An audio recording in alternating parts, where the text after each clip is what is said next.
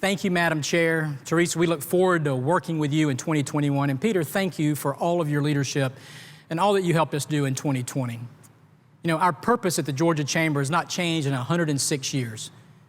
We are fierce advocates for free enterprise, strong champions for every corner of our state. We're the voice of job creation and job creators, and we work around the clock to support Georgia businesses, to help you mitigate risk and capitalize on opportunities. What changes every year are our tactics. You see, we adjust, we tweak, we shift, all to better serve you, our members, your communities, and your employees as we respond and listen to you.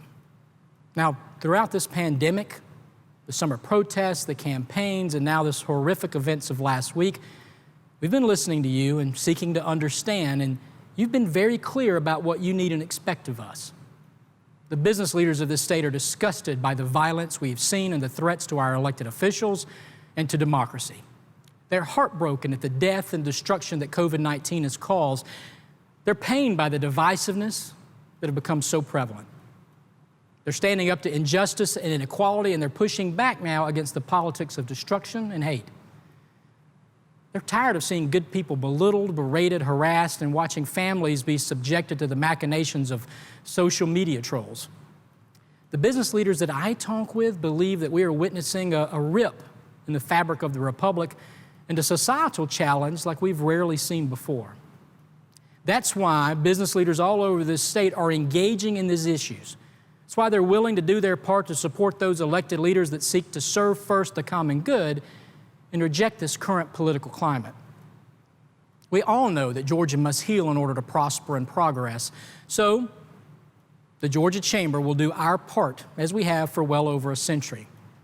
There's much to be done in 2021. We will convene, facilitate, educate, research, study, and more importantly, we're going to spend all of this year to continue to listen to you and bring Georgians together. So, to address the immediate impact of the pandemic, our Resiliency and Recovery Task Force have started to reimagine a new post-COVID economy, more resilient than previous ones, and something that Governor Kemp, Lieutenant Governor Duncan, and Speaker Ralston have all made a priority. Our Government Affairs team and the Georgia Government Affairs Council will make recovery the focus of this session by addressing everything from cybersecurity to freight and logistics to reskilling of the workforce to helping rural Georgia. Then we're going to spend the next year with our attention focused on the long-term resiliency of the state's economy and addressing the very issues that are causing the pain that we've discussed as we look to 2030 and beyond. We will be using virtual and in-person meetings around Georgia to engage elected leaders, members, influencers, and local chambers to build a vision for the next decade of economic prosperity. We will be asking you and your fellow Georgians to take time and look into the future through surveys, polling, questionnaires that will all be used in town halls and focus groups around the state. We need to hear from you. We need to capture your vision. Your insight will actually help guide our policy and strategic direction for a reimagined new Georgia economy.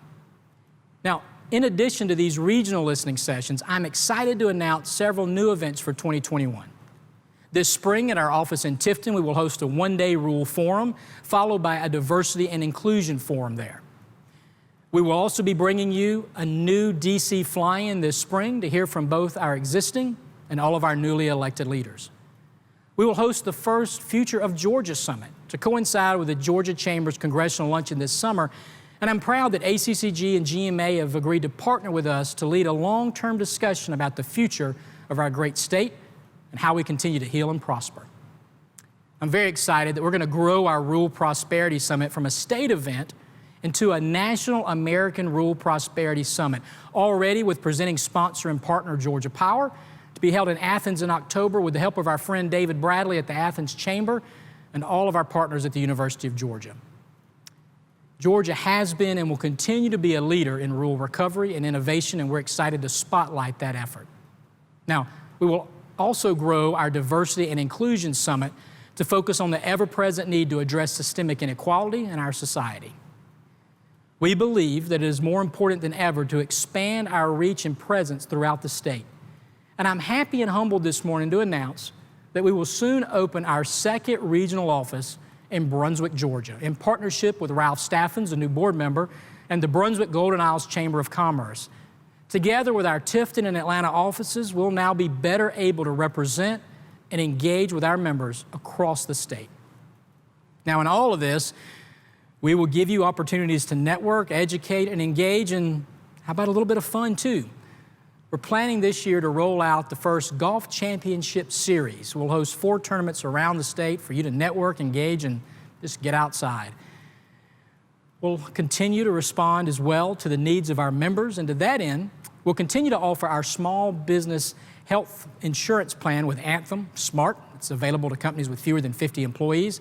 And today we're launching with Gallagher and Transamerica a new 401k retirement plan exchange for our members and members of our local chambers.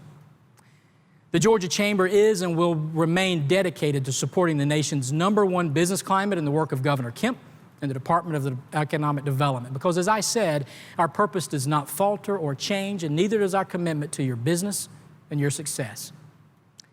And finally this morning, I join with Peter and Teresa in congratulating the new members of Congress, to the Senate, and to the General Assembly. We do believe that there is a direct link between free enterprise and democracy. The business community here will continue to be fierce protectors of free enterprise and a system that lifts all businesses, communities, and Georgians. And that's why we will strongly engage and support democracy and the right to vote. Thank you for what you do, and we look forward to serving you in this new year as we collectively work through the recovery and into a reimagined new Georgia economy. May God continue to bless you and our great state of Georgia. Thank you.